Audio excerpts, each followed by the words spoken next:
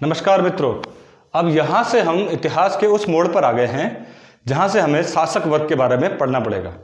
ऐतिहासिक स्रोतों से मिली जानकारी के अनुसार, ऐतिहासिक स्रोत तब के बौद्ध ग्रंथ ही रहे थे, हमें पुराण की भी जानकारी, यहाँ से पुराणों की रचना भी आरंभ होती है, उनसे हमें कुछ जानकारी मिलती है। उनके अनुसार हमें हर्यक वंश की स्थापना के साक्ष्य यहाँ पर मिलते हैं। हर्यक वंश की स्थापना माना जाता है 544 ईसा पूर्व, यानी कि 563 ईसा पूर्व गौतम बुद्ध का जन्म होता है। उन्हीं के समकालीन लगभग उसी समय के नज़दीक हर्यक वंश की स्थापना भी होती है। हर्यक वंश में शासक जो गद्दी पर बैठता है वो मगध में बैठता है। ध्यान से देखिए, अब यह है मगध। मगध में शासक सिंहासन पर बैठता है। तब मगध की राजधानी गिरिवज्र या राजगृह हुआ करती थी। पहला शासक जिसके बारे में हमें जानकारी मिलती है वो होता है बिंबिसार। ध्यान से सुनिए, बिंबिसार का टाइम पीरियड माना जाता है 544 ईसा पूर्व से 492 ईसा पूर्व। हालांकि ये बौद्ध ग्रंथों में है, पुराण मानते हैं इसने मात्र 28 वर्ष शासन किया, बल्कि जबकि ये आंकड़े बताते हैं कि इसने तकरीबन 52 वर्ष तक यहां पर शासन किया। बिंबिसार चूंकि गौतम बुद्ध का समकालीन रहा था, जिस कारणवश हमें बिंबिसार के बारे में जानकारी अच्छी तरह से प्राप्त होती है। ऐसा माना जाता है कि मगध में बैठे साम्राज्य को आगे बढ़ाने का सर्वप्रथम कार्य बिंबिसार ने ही किया। बिंबिसार ने अंग के राजा ब्रह्मदत्त को एक युद्ध में हरा दिया। तो बिंबिसार ने अंग को मगध में मिलाया। मेन चीज आप नोट करते जाइए। बिंबिसार ने, देखिए मगध का हमने कहा था मगध सबसे शक्तिशाली साम्राज्य है, मगध के जितनी शक्ति अवंती के पास है, पर बाद में देखेंगे आप अवंती इनके कब्जे में बाद में आता है, मगध साम्राज्य में वो भी शामिल होगा।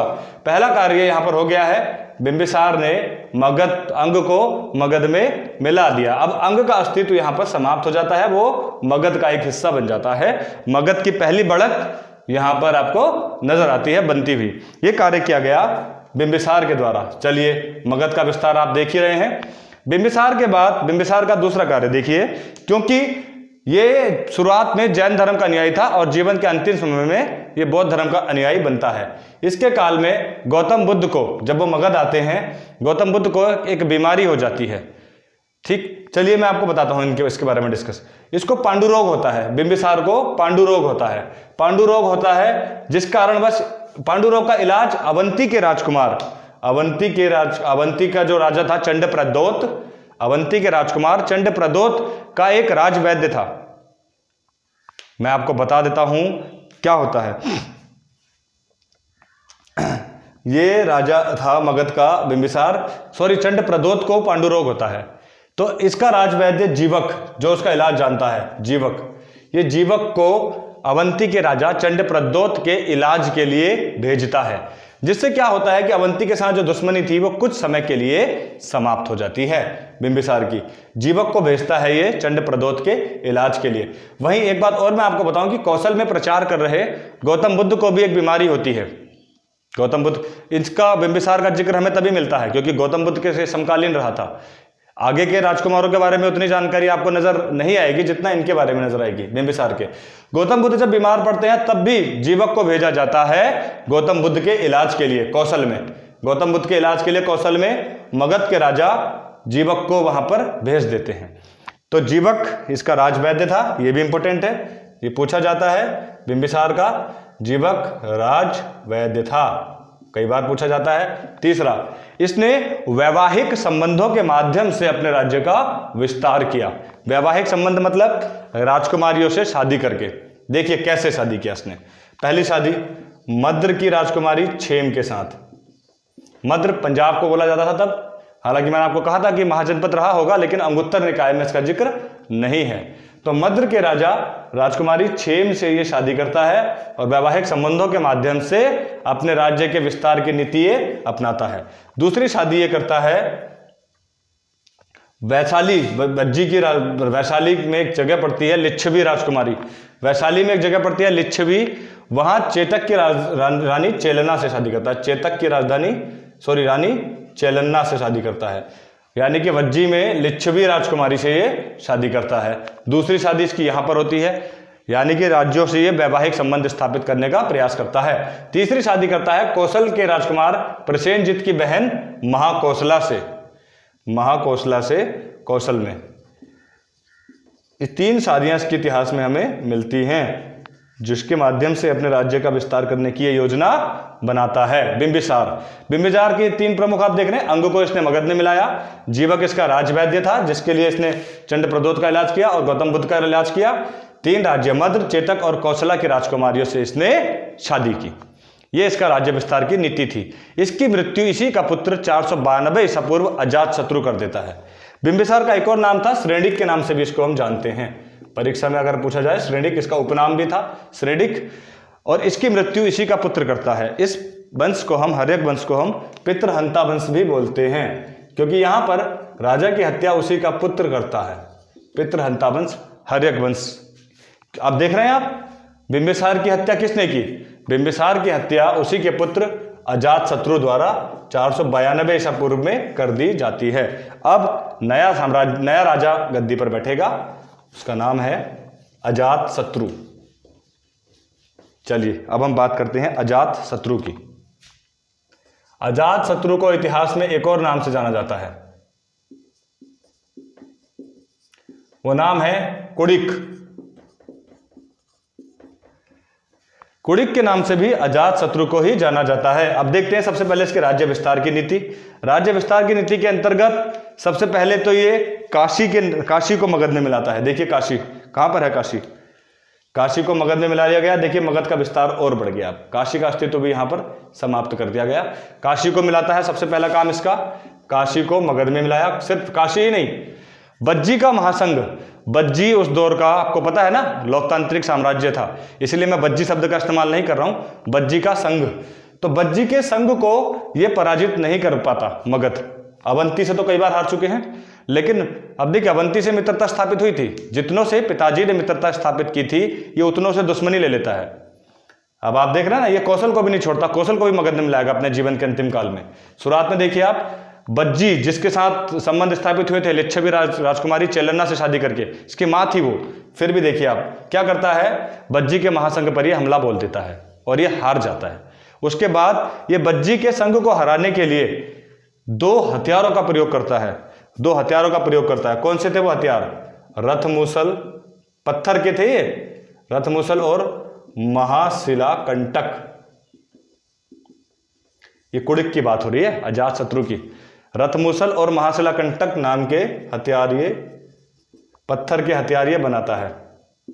और बज्जी को क्या करता है, ये काशी और बज्जी को ये मगध में मिला लेता है। चलिए बज्जी का अस्तित्व भी इसने समाप्त कर दिया।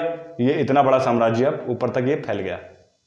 ठीक, अब मगध का विस्तार आप देख रहे हैं, मगध सबसे बड़ा साम्राज्य बनता ही जा रहा है। उसके बाद अवंती को भी ये शामिल कर लेगा जब शिशुनाग का जमाना आएगा। फिलहाल आप अजात शत्रु के बारे में पढ़ रहे हैं, जो 492 ईसा पूर्व में गद्दी पर बैठा है। 460 ईसा पूर्व तक ये गद्दी पर बैठा रहेगा। इसके कार्यकाल में हुई घटनाओं को आप देखिए। तीसरा, कौशल को ये गद्दी अपने साम्राज्य में मिलाता है। कौशल को मिलाते ही मल्ल भी इसके साथ इसमें शामिल हो जाता है। तो यानी कि इनका अस्तित्व समाप्त होकर अब मगध इतना बड़ा साम्राज्य हो गया है, ये सारा मगध बन गया है। देखिए आप मगध की शक्ति का विस्तार किस तरह से बढ़ता जा रहा है। कौशल और मल्ल भी अब इसमें शामिल हो गए हैं। अंग को मिलाया था बिंबिसार ने, काशी, बज्जी, कौशल और मल्ल को मिला चुका है अजात शत्रु। अजात शत्रु के समय में एक और महत्वपूर्ण घटना घटती है, सन 483 ईसा पूर्व। देखिए टाइम पीरियड ये है, इसी के बीच में पड़ रहा है, 483 ईसा पूर्व। समय है 483 ईसा पूर्व का, 483। क्या घटना घटती है उस समय पर? 483 ईसा पूर्व में गौतम बुद्ध की मृत्यु हो जाती है, क्योंकि ये सब बौद्ध धर्म के अनुयायी थे। गौतम बुद्ध की मृत्यु हो जाती है और अजात शत्रु उस समय पर जब किसी की मृत्यु हो जाती है तो आप देखते हैं ना कि एक आगे धर्म का प्रचार कैसे होगा। मेन राजा थे, आगे हम क्या पढ़ेंगे या फिर आगे अपने अनुयायियों को सहेज कर समेट कर कैसे रखेंगे। बौद्ध धर्म को आगे बचाने की एक चुनौती उत्पन्न हो जाती है। मृत्यु पर क्या करता है फिर ये सारे बौद्ध अनुयायियों को अपने पास बुलाता है और उनको कहता है कि आप मेरी राजधानी में क्या करिए, एक बौद्ध संगति का आयोजन करिए और धर्म को आगे किस तरह से बढ़ाना है वो आप तय करिए। तो पहली बौद्ध संगति 483 ईसा पूर्व अजात शत्रु के समय में होती है। बड़ी गर्मी हो रही है आज, क्योंकि फ़ैन में नहीं चलाता हूँ, जब वीडियो बनाता हूँ तो बहुत ज़्यादा पसीना निकल जाता है, जिस वजह से रंग भी बेकार सा आता होगा। आपको सिर्फ एजुकेशन से मतलब है, यहीं पर आप देखते जाइए।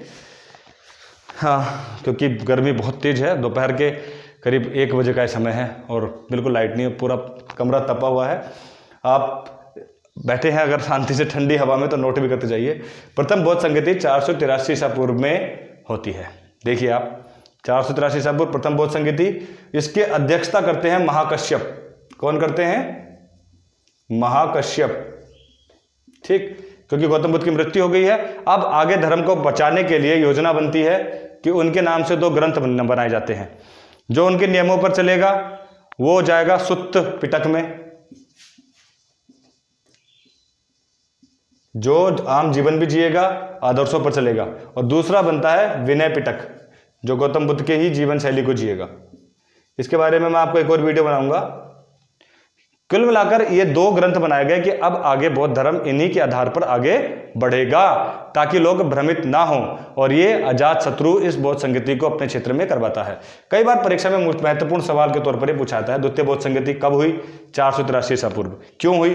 गौतम बुद्ध की मृत्यु के बाद। किस स्थान पर हुई? तो मगध की राजधानी गिरिबज्र में हुई, या राजगृह भी इसको अगर आए तो राजगृह भी सही आंसर होगा, दोनों एक ही जगह हैं। गिरिबज्र में बौद्ध संगति हुई। अध्यक्ष कौन थे? महाकश्यप। क्या हुआ था? सुत्त पिटक और विनय पिटक नाम के 2 ग्रंथ लिखे गए थे। ये आप नोट भी करते जाइए, अपनी परीक्षा के दृष्टिकोण से भी बड़े महत्वपूर्ण हैं ये। अजात शत्रु के समय में ये घटनाएं घटी। मगध के आप विस्तार को तो देख ही रहे हैं, साथ ही साथ अब इसके बाद चूंकि गौतम बुद्ध की मृत्यु हो जाती है तो बौद्ध ग्रंथों पर थोड़ी सी कमी नजर आती है। यानी कि वो जो हमें प्रचार मिलता है किताबों में, जिसके माध्यम से ही हम राजाओं का जिक्र पढ़ रहे थे, आगामी राजाओं के बारे में उतना जानकारी हमें प्राप्त नहीं होती है। अजात शत्रु की मृत्यु भी उसके पुत्र उदयन के द्वारा कर दी जाती है। पितृहंता वंश है, बेटा ही बेटे को, पिताजी को मारेगा, तो अगला शासक गद्दी पर बैठता है उदयन। आप नोट करते जाइए, पीछे आप रिवाइज कर सकते हैं इसको, इंपॉर्टेंट चीजें तो आप नोट करेंगे। उदयन। हर्यक वंश में आज समाप्त कर दूंगा, आगामी वीडियो में हम शिशुनाग वंश पढ़ेंगे। उदयन। उदयन का प्रमुख कार्य, क्योंकि इसके बारे में अब ज्यादा जानकारी में प्राप्त नहीं हो सकती, गौतम बुद्ध तो है नहीं, तो बौद्ध ग्रंथ उतना तेजी से काम नहीं करेंगे। उदयन के प्रसिद्ध कार्य यह था कि इसने राजधानी पाटलिपुत्र नामक शहर की स्थापना की, जो महत्वपूर्ण है क्योंकि लंबे समय तक राजधानी पाटलिपुत्र ही बनकर चलती रही। पाटलिपुत्र नाम की स्थापना की और राजधानी को गिरिबज्र से हटाकर कहां कर दिया? गंगा, गंडक, सोन नदी के किनारे पाटलिपुत्र। अब नई राजधानी कहां बनाई गई? पाटलिपुत्र। किसने स्थापना की पाटलिपुत्र की? उदयन ने पाटलिपुत्र की स्थापना, और साथ ही साथ इसको बनाया गया राजधानी। उदयन के बारे में हमें ऐतिहासिक स्रोतों से मात्र यही जानकारी प्राप्त होती है, और इसके बाद हर्यक वंश के बारे में हमें ज़्यादा जानकारी किताबों के या अन्य स्रोत के माध्यम से प्राप्त नहीं होती है। परंतु ये ध्यान देने वाली बात होगी कि इस काल के अंतिम राजा का हमें जिक्र मिलता है। अंतिम राजा का नाम है नागदशक। नागदशक की हत्या शिशुनाग द्वारा कर दी जाती है, जिससे क्या होता है? ये वंश समाप्त हो जाता है। वंश का मतलब क्या होता है? पिता का बेटा गद्दी पर, उसका बेटा गद्दी पर, एक पीढ़ी दर पीढ़ी शासन कराने की एक नियम आप कह सकते हैं। तो नागदशक की हत्या, एक नाग को दूसरा नाग मार देता है, यानी कि नागदशक को मार देता है शिशुनाग, और दिल्ली में स्थापित हो जाता है शिशुनाग वंश। शिशुनाग वंश के बाद आप देखेंगे शिशुनाग वंश राजधानी को आगे आगामी अध्याय में आपको पढ़ाऊंगा। मैं बार बार ये भी कह रहा हूँ कि अवंती को मिला लेता है वो, मगध और शक्तिशाली होता जाएगा। इसीलिए मगध का एक अपना वैल्यूज है, तभी हम शुरू से मगध पर फोकस करके बैठे हैं। आगामी वीडियो में आपको शिशुनाग वंश के बारे में पढ़ाऊंगा, आप ये नोट्स भी बनाते जाइए और लिखते जाइए, ठीक है। और बड़े महत्वपूर्ण है, मैं आपको बहुत महत्वपूर्ण जानकारी एक कहानी के माध्यम से भी बताऊंगा, जहां पर भी मुझे कहानी का इस्तेमाल करना होगा। फिलहाल आप वीडियोस को देखिए, अपने उपयोग में लाइए, लाइक करिए, सब्सक्राइब करिए और शेयर भी कर दीजिए। धन्यवाद।